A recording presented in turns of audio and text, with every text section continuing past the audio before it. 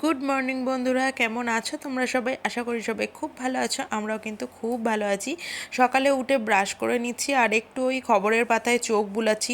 তবে এই খবর টবর একদমই ভালো লাগে না, কারণ খবরের পাতা খুললেই ওই রাজনীতির খবর, এই খুনোখুনির খবর, এগুলো না সকাল সকাল উঠে একদমই দেখতে ভালো লাগে না। যার জন্য আমি টিভিতেও অত ভালো খবর দেখি না, খবরের কাগজ তো সেভাবে পড়িও না।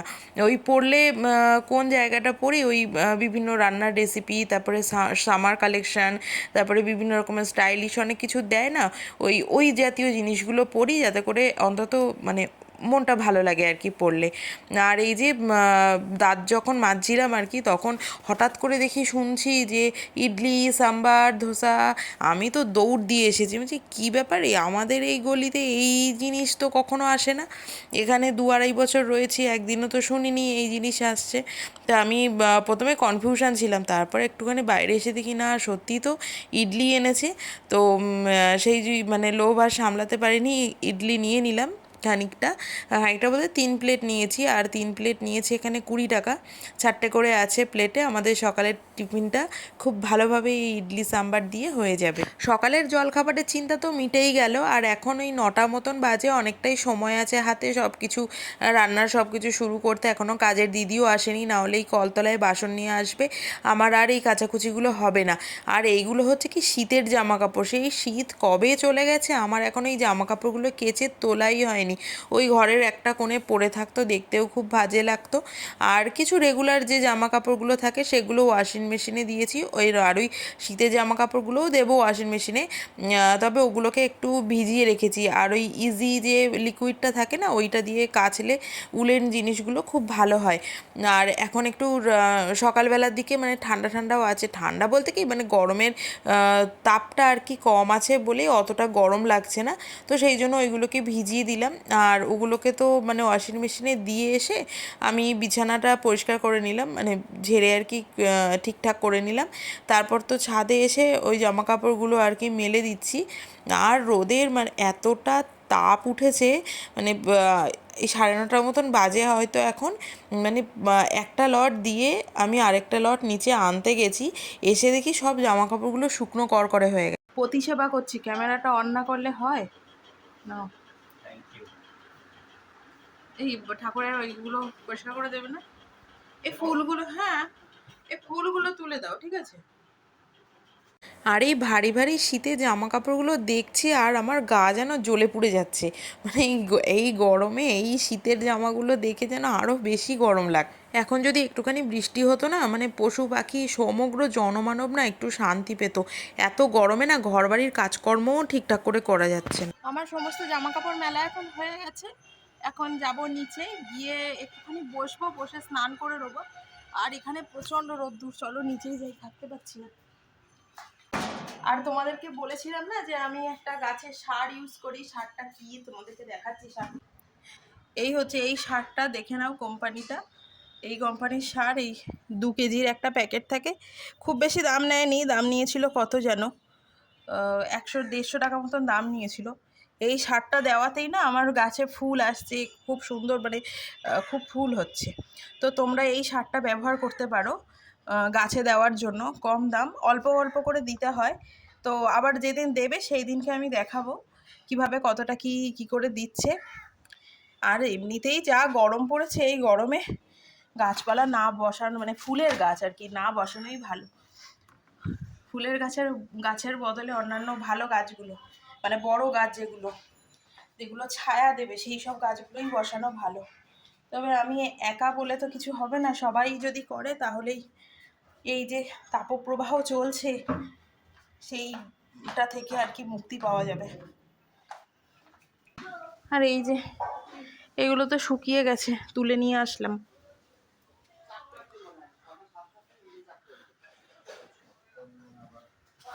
সময় কাউকে সময় দেয় না, সত্যি সময়ের সাথে ছুটে পারা যায় না। সেই 8:30 9টা থেকে শুরু করেছি, এখন বাজে 10:30। আমি শুধু এই জামা কাপড় কাচাকুচি করতে আর মাঝখানে মাঝখানে ঘরেরও কিছু কাজকর্মগুলো করলাম। এই বিছানা পরিষ্কার করা, তারপরে আরও ওই চাটা করে দেওয়া, এই সবগুলো আর কি করলাম। এখন পুরো ভিজে গেছিলাম জামা কাপড় কাচতে কাচতে। তারপরে আমি স্নানটা করে আসলাম। এখন আমি বেজে গেছে 10:30, এখন পুজো দেব। দিয়ে এখনও পর্যন্ত আমি সকালের খাবার খাইনি, সকালের খাবারটা খেয়ে নেবো। আর তারপরে আর কি রান্নাবান্না সব কিছু করবো। আজকে ভেবেছিলাম যে অনেক কিছু কাজ করব, ফ্রিজটা একটু পরিষ্কার করব, কিন্তু আজকে আর সময় হয়ে উঠলো না, আজকে আর করবো না, দেখি কাল যদি করতে পারি। আর ইডলি না আমি বহুদিন আগে খেয়েছিলাম আমাদের বারাসাতের একটা দোকান থেকে, কিন্তু খেয়ে না ইডলির উপর পুরো ঘেন্না ধরে গেছিলো। তো তারপর থেকে আমি আর কোনোদিনও ইডলি খাওয়ার নাম পর্যন্ত করিনি। ধোসা খেয়েছি অনেকবার। তো আজকে এই কাকুটার কাছ থেকে ইডলিটা নিলাম, ইডলিটা না বেশ ভালো, ভীষণ নরম ছিল। আর তো তখন দিয়ে গেছিলো গরম গরম, এখন তো আমি খাচ্ছি একদমই পুরো ঠান্ডা হয়ে গেছে। তবে ভাবছি না এরপর আমি বাড়িতে ইডলি বানাবো। ইডলি বানানোর প্রসেসটা কিন্তু সোজা, কিন্তু ওগুলোর জন্য যে জিনিসগুলো লাগে, বিশেষ করে ইডলি মেকার যেটা, ওইটা আমার কাছে নেই। ওটা দেখি সামনের মাসে সংসার খরচ বাঁচিয়ে কিনবো। তো কিনা হয়ে গেলে তখন তোমাদের সাথে ইডলি রেসিপিটা শেয়ার করব। তবে ধোসা বানানোর সাহস আমি দেখাবো না। একবার ওই ধোসা মিক্স আর কি কিনে এনে বানিয়েছিলাম, ধোসা তো হয়নি, গোলা রুটি হয়ে গেছিলো। আজকে দুপুরে বানাবো সম্পূর্ণ আমার পছন্দের একটা রান্না, অন্য কারুর পছন্দের রান্না আমি আজকে করছি না। অন্যান্য দিন তো সবার পছন্দের রান্না করি, হ্যাঁ ওগুলো আমারও পছন্দ হয়, কিন্তু এই জিনিসটা শুধুমাত্র আমারই পছন্দ, মানে আমার খুব পছন্দ হয়। পরে শুনলাম যে বরেরও নাকি খুব পছন্দ হয়েছে। তো রান্না করছি হচ্ছে উচ্ছে আলু দিয়ে মাছের ঝোল। এটা আমি আমার মায়ের কাছে খাই, মানে মা বাড়িতে গেলেই মা রান্না করে। আর এমনি তো তেতো খাওয়া গরমের সময় খুবই ভালো। সব সময় উচ্ছে ভাজা, উচ্ছে আলুর তরকারি এগুলো তো ভালো লাগে না, কিন্তু মাছের ঝোল একটু রাঁধুনি ফোড়ন দিয়ে, পেঁয়াজ ফোড়ন দিয়ে, আহা অমৃত লাগে। মানে গরমকালে না এর থেকে মনে হয় না কিছু লাগছে বলে। তো শুধু আমার পছন্দের খাবারই বানাচ্ছি না, একটু মাছের ডিম আগের দিন দেখাচ্ছিলাম না নিয়েছি, তো সেই মাছের ডিমটাও ভাজা করছি। আর মাছের ডিম না শুধু শুধু ভাজা খেতেই ভালো লাগে। এটার সাথে অনেকে ওই পেঁয়াজ রসুন দিয়ে বড়া করে, কিন্তু ওটার থেকে না এটাই বেশি ভালো লাগে খেতে। আর এটা হচ্ছে আমার বরের পছন্দের খাবার, তো দুজনেরই পছন্দের খাবার আজকে বানাচ্ছি। আর দেখো এর মধ্যে একটুখানি রাঁধুনি ফোড়ন দিলাম ওই উচ্ছে আলু মাছের ঝোলটাতে। আর মাছটা দিয়েছি হচ্ছে তেলাপিয়া মাছ। আর আগের হাটে ও মাছ এনেছিল, মাছগুলো না গোটা গোটা থাকলে খুব ভালো লাগতো, কিন্তু বুঝতে পারিনি মাছগুলো ছিল ছোট, কিন্তু ওগুলোকেও দুভাগ করে দিয়েছে। আর এখন একটুখানি পেঁয়াজটা ভাজা ভাজা হয়ে গেলে তারপর আমি উচ্ছে আলুগুলোকে দিয়ে ভাজা করতে বসিয়ে দিয়েছি।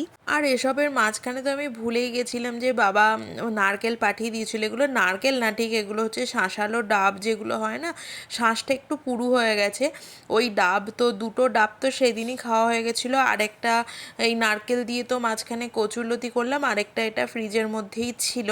তা মনে পড়াতে আমি নিয়ে আসলাম। ওটার মধ্যে জল হয়েছে এই 1 গ্লাস, বড় 1 গ্লাস জল হয়েছে, আর জলটা এত মিষ্টি না, আমাদের বাড়ির গাছের ডাব এটা। তো আমি এইটা এখন খাবো, মানে হাফটা আমি খাবো আর হাফটা বরকে দিয়ে আসবো। আর ঠান্ডা ঠান্ডা তো খেতেও কিন্তু ভীষণ ভালো লাগছে। আর এই গরমকালেও কিন্তু ডাবের জল কিন্তু খাওয়া খুব ভালো, তবে কিনে নিয়ে খাওয়াটা না পসিবল হয়ে ওঠে না। আর ওই বাড়িতে গাছ টাছ থাকলে পরে খাওয়া যায় মাঝে মধ্যে।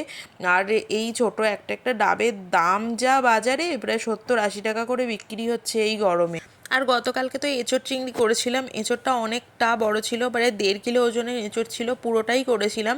তো রাতের জন্য এক বাটি তুলে রেখেছিলাম, তো ওটা আর লাগেনি, দিনে যেটা ছিল ওটাও বেঁচে গেছিলো, রাতে খাওয়া হয়ে গেছিলো। তো আজকে আর কি সেটা খাওয়া হবে, ওটাকেও আর কি ফ্রিজ থেকে বের করে নিয়েছি, গরম করতে বসিয়ে দেবো এক্ষুনি। আর এগুলো তো হচ্ছে দিনের বেলাতেই সব হয়ে যাবে, আর রাতের জন্য আটাও মেখে নিচ্ছি। আর এর মধ্যে ওই উচ্ছে আলু ওইসব দিয়ে তো রুটি খাওয়া যাবে না, তো সেই জন্য রাতে করব হচ্ছে ঘুগনি করব। আর গতকালকে রাতেই তো ঘুগনির মটরটাকে ভিজিয়েই রেখেছিলাম, তোমরা তো সেটা দেখেছো।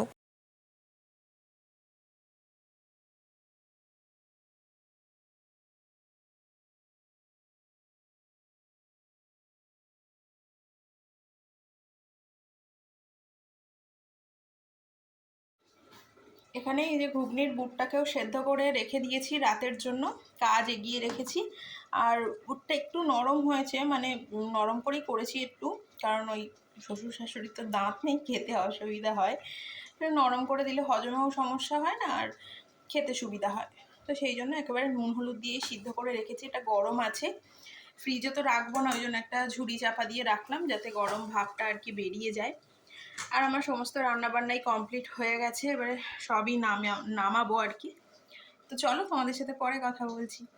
আজকে মাথায় যে শ্যাম্পু করেছিলাম, মাথায় তো ওই পাগড়ি বেঁধে রেখে দিয়েছিলাম।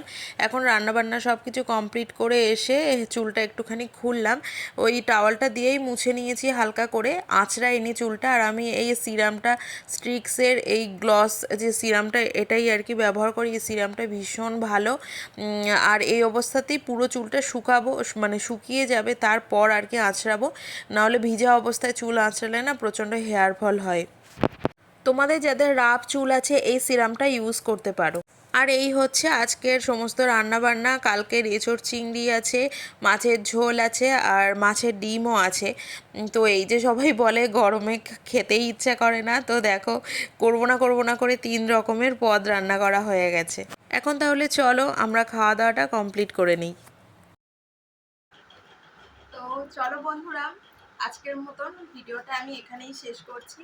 এখন বাজে 1:20, সেই সকাল থেকে একভাবে চলছে, একটুও রেস্ট পাইনি। এখন কিছু খাওয়া দাওয়া করে একটু রেস্ট করবো বলতে আমার অনেকগুলো শর্টসের ভিডিও, তারপরে মিনি ব্লগের ভিডিও, অনেক কিছু এডিট করা আছে, সেগুলো এডিট করব। রেস্ট বলতে ওইটুকুই। তো চলো তাহলে আমি সেগুলো কমপ্লিট করি। আর আজকের এই ভিডিওটা আমি এই দুপুর পর্যন্তই শেয়ার করছি। যদি আমার ভিডিওটা তোমাদের ভালো লাগে তাহলে অবশ্যই লাইক শেয়ার কমেন্ট করে দিও। আর আমার চ্যানেলে যারা নতুন আছো তারা অবশ্যই আমার চ্যানেলকে সাবস্ক্রাইব করে আমার পাশে থেকো। আর আমার এই দৈনন্দিন কাজকর্ম তোমাদের কেমন লাগবে সেটা কিন্তু অবশ্যই জানিও। আর এখন যা রোদ্দুর, মানে গরম, এই গরমে কোথাও না। হ্যাঁ, তো সেই বাড়িতেই সমস্ত কিছু করা, বাড়িতেই সব কিছু করছি। তো তোমাদের আমার এই কাজকর্ম কেমন লাগছে, দেখতে ভালো লাগছে কিনা সেটা অবশ্যই জানিও। তাহলে চলো টাটা। আজকে তো আর গুড নাইট বলবো না, তো দেখা হচ্ছে নেক্সট ভিডিওতে।